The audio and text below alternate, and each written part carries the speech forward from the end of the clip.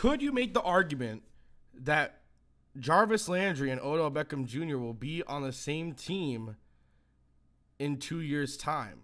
Now, I mentioned this in my earlier video about the Pro Bowl snubs that I thought, at least from the Dolphins side of the football, and I did mention Jordan Howard and Matthew Stafford and Drew Brees. But would we be shocked if Odell and Jarvis decided to land on the same football team? Now, it goes into the NBA sense of things, where players joining together to be on the same team. But only issue with that is there is the franchise tag. And Lord knows that the Giants would franchise tag Odell Beckham Jr. if he doesn't sign a contract with them. If they didn't, that would be stupid. And the same thing goes for the Miami Dolphins. But you could really think about it. Let's say that Jarvis and Odell wanted to play on the same team together like they did in LSU. Not only will the team that acquired both of them have two star quality receivers who are great after the catch, they can make people miss, and yeah, they're both freakishly amazing at catching the fucking football. So think about it. Let's say they decide to pick between New York and Miami. And I'm going to go over the benefits of each. So we're going to start off with New York, and then we'll go to Miami. New York, it's a huge market. Not only will he playing in MetLife Stadium if Jarvis decides to go join Odell in New York, you have a Super Bowl winning QB in Eli Manning, a potential Hall of Fame QB. And yes, I consider Eli Manning elite, and I consider him a Hall of Fame quarterback. Hall of Fame quarterback in Eli Manning, he'll get you the football. Yeah, he has his up and down days. But then again, in Miami, you have Ryan Tannehill, who also has his up and down days. Shit happens. You're going to end up having a great running game. There's so many running backs coming into the draft next year, or this year, really, and the Giants are bound to get one of them. You should most likely have a good running game. That they have a good offensive line. He'll be paired up with Olivier Vernon again, even though Olivier Vernon's on the defense side of the ball. They have a great defense, and the Giants are not afraid to spend money. Once again, I said you're in a big market. It is New York City. The lights, bright lights, you'll get a lot more press at your door. Going to be a lot more people getting to know you, a lot more people hyping up the Jarvis Landry train. And then also you're playing with your best friend in New York City, which is fucking amazing. And you're probably going to have a lot more primetime games considering New York. You're in probably what's going to be then a competitive division, but not as competitive as the tie and the hold that Bill Belichick has on the AFC East with the New England Patriots. And once again, you're playing with one of your best friends in the entire world, so why wouldn't you? When you go on to the Miami Dolphins side of the football, you're also in a huge market in Miami. Great weather down here. Really, it's either just rain or shine. There's no snow. You're not going to be playing in cold weather. This is going for the Odell down to here and joining Jarvis.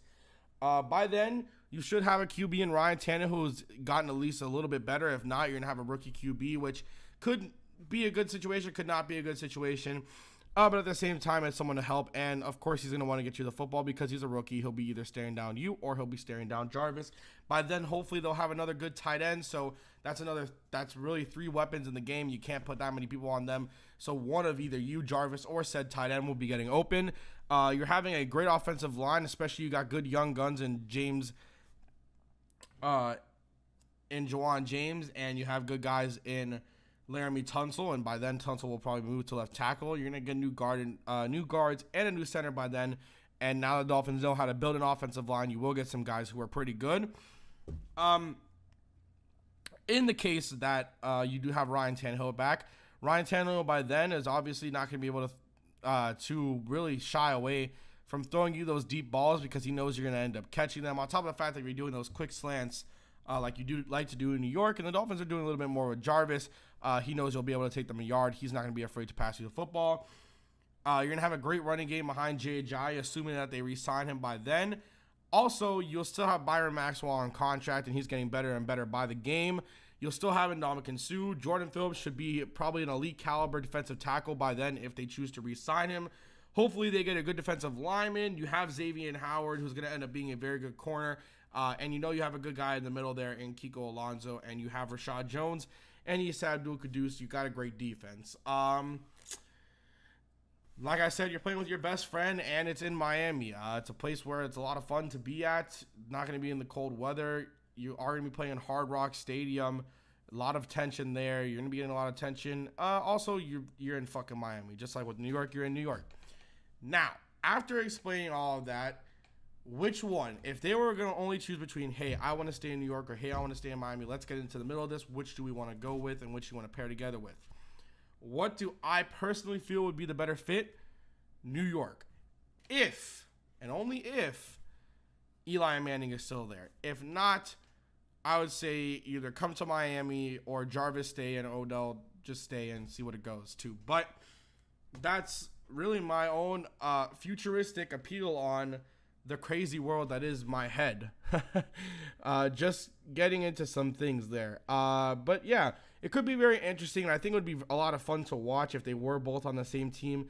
Maybe bring Jeremy Hill too, and that would just be electric. Kind of in the same sense of the NBA and bringing stars together. And I think that it would make the game of football a lot more fun, because I think that we have too much bullshit going on, and I think it would be a lot nicer to know that, hey, every week you're going to have 2 stars on that field, both at the wide receiver position, and that's going to be a hell of a game. Those are going to be primetime games, going to be fun as shit. So I hope you guys did very much enjoy. I'm going to have an announcement.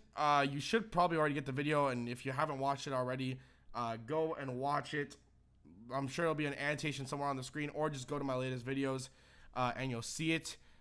That's going to be an announcement for a video I'll be putting out soon, as well as like the video if you have not already, and subscribe to the channel if you're not subscribed. We just surpassed 200 subscribers yesterday, and I put out something on Twitter about how thankful I was. I couldn't thank you guys enough.